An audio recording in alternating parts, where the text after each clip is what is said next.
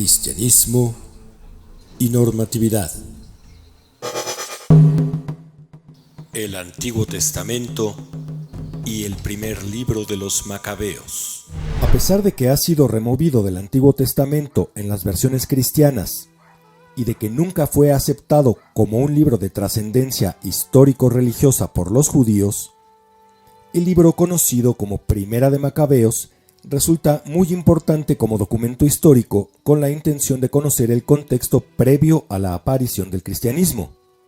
El libro está escrito en hebreo y no contiene tintes fantásticos, metáforas ni alegorías.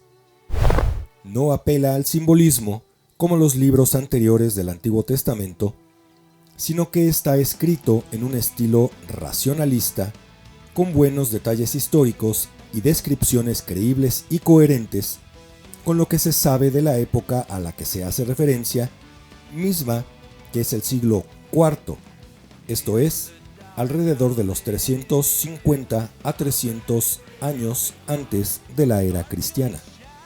El libro está escrito en hebreo y no contiene tintes fantásticos, metáforas ni alegorías. No apela al simbolismo como los libros anteriores del Antiguo Testamento, sino que está escrito en un estilo racionalista, con buenos detalles históricos y descripciones creíbles y coherentes con lo que se sabe de la época a la que se hace referencia. Esta época es el siglo IV, esto es, alrededor de los años 350 a 300 antes de la era cristiana. De lo anterior, no queda la menor duda, pues el libro comienza haciendo mención tanto del emperador Filipo de Macedonia, instaurador del Imperio Macedonio, como de su hijo Alejandro III, mejor conocido como Alejandro Magno, el gran conquistador y unificador de culturas.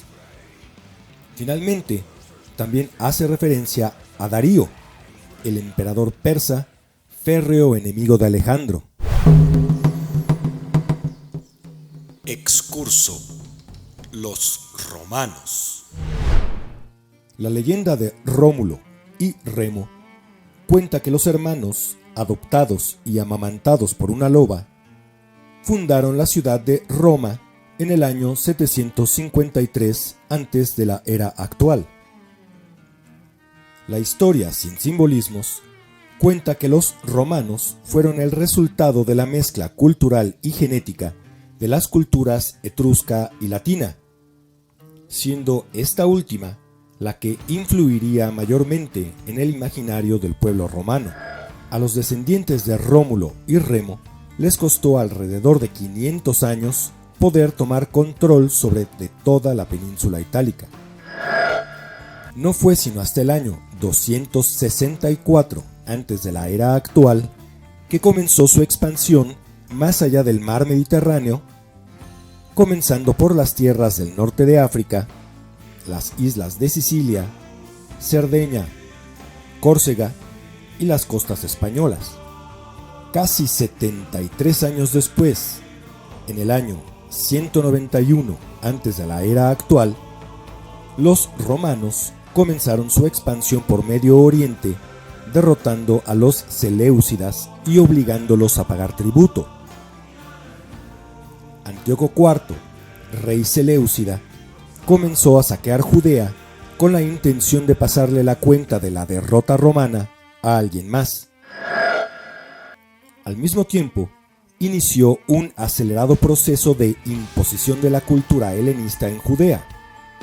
Esto es, buscó infundir las creencias y tradiciones griegas a las judías. La representación de esta fusión fue una estatua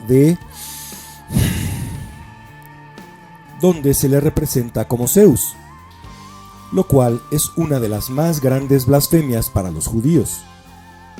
A esta estatua, el libro de los Macabeos la menciona como la abominación de la desolación. Igualmente deshonroso para el pensamiento judío era la obligación impuesta por Antíoco IV de abolir las leyes regionales y unificar los ordenamientos jurídicos en una única ley emanada de Antioquía. la ciudad capital del Imperio Seleucida.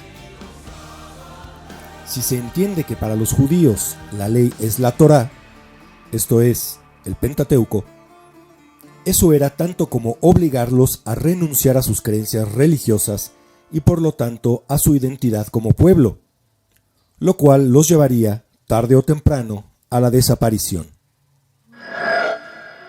El embate político-cultural fue tal que por décadas parecía que se acabaría con la judeidad.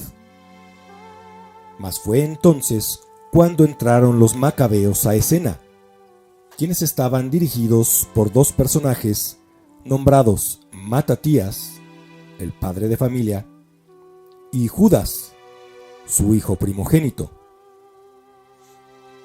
No debe pensarse que Judas Macabeo tenía nada que ver con Judas Tadeo o Judas Iscariote, los discípulos de Yeshua un siglo y medio después. Ambos, Matatías y Judas, dirigieron a un grupo de rebeldes históricamente conocidos como los Hasidim, o sea, los devotos.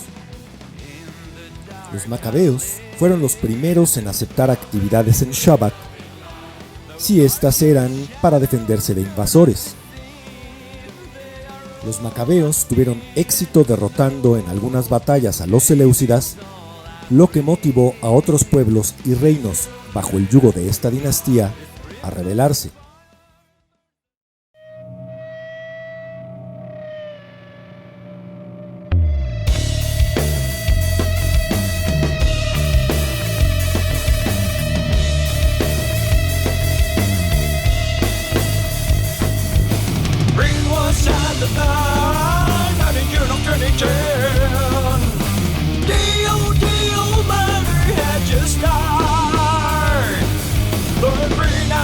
Sorcerer